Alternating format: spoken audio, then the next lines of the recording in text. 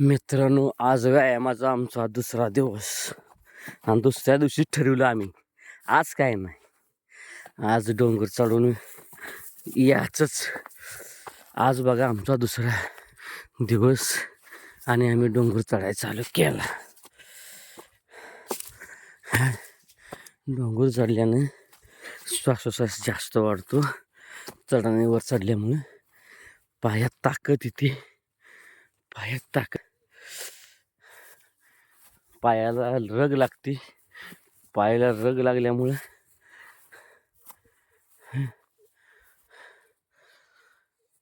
असं धापा टाकतो. धापा टाकल्यामुळं काय होतं माहिती आहे का, शरीरसृष्टी चांगली होती.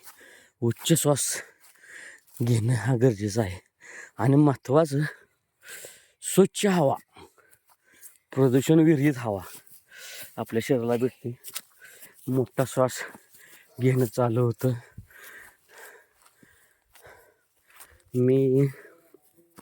मला वाटते गेले काही 10 ते 15 वर्षापूर्वी मी डोंगराला आलो असेल. आमच्या गावाच्या चारही बाजूला डोंगर आहे, पण कामाच्या ह्यानं मला येतच नव्हतं. उठले की सुटलं काम काम काम काम काम करणे,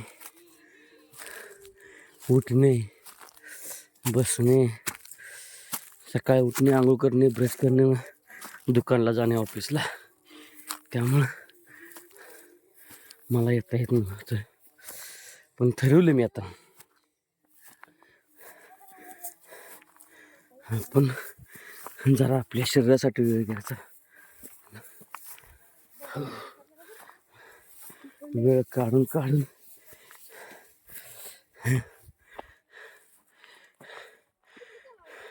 हे आमचं गाव खालीकडं आहे. बघा मित्रांनो, गावाच्या चार बाजूला डोंगर आहे. मी आता डोंगरावर चढतोय. इकडं गाव आहे आमचं. आमचा मुलगा बघा वर चढलाय. बघा किती माझ्या पुढे पोहते. तरुण आहे, त्याच्या वयात आम्ही असताना असंच पळवतो.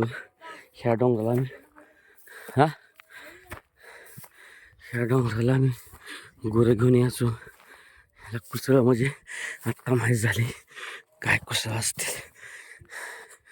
आत्ता चढलो बघा डोंगरावरती थोडासा.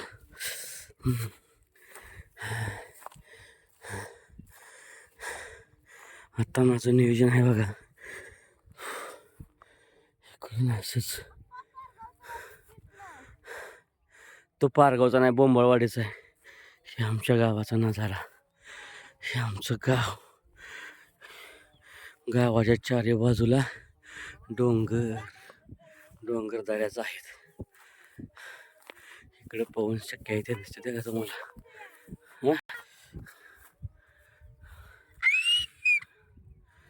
सकाळी मस्त पैकी तुम्हाला बघितलं असेल किती भारी वाटत असेल तुम्हाला व्हिडिओ बघून.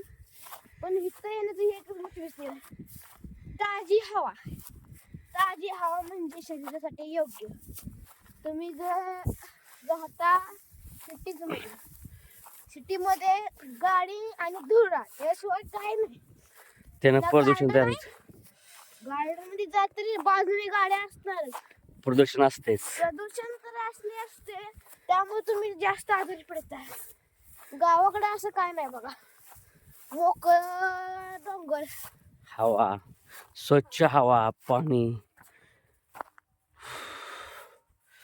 आणि पॉझिटिव्ह विचार करा. तुम्ही किती पण निगेटिव्ह विचार करा, पण गावाकडे तुम्हाला पॉझिटिव्ह विचार येणार. कारण ही आमच्या हवेची ताकद आहे. स्वच्छ सुंदर हवा. आणि तुम्हाला ह्या हवेतनं मस्तपैकी उत्स्फूर्त निर्माण होते. सकाळी व्यायाम केल्याने आपल्याला दिवस चांगला जातो. दिवस आपल्याला चांगला जाण्यासाठी आपल्याला हे व्यायाम करणं गरजेचं आहे.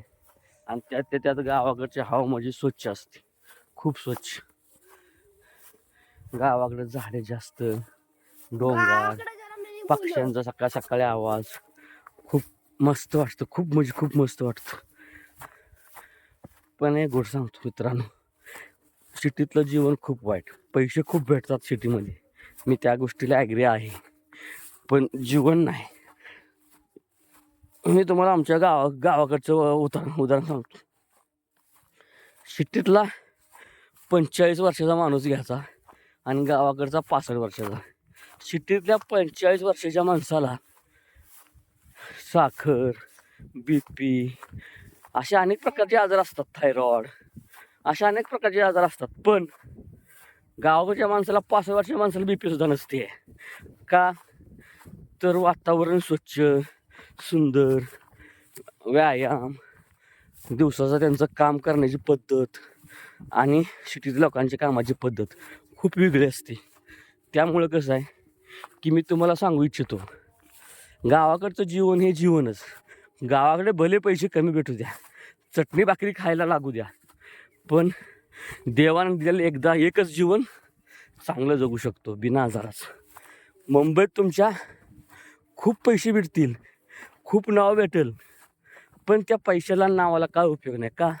तर तुम्हाला डॉक्टर लोकांची भरती करावी लागते. खूप प्रकारचे आजार, मधुमेह, साखर, BP अशा प्रकारचे आजार निर्माण होतात. तसं गावाला होत नाही.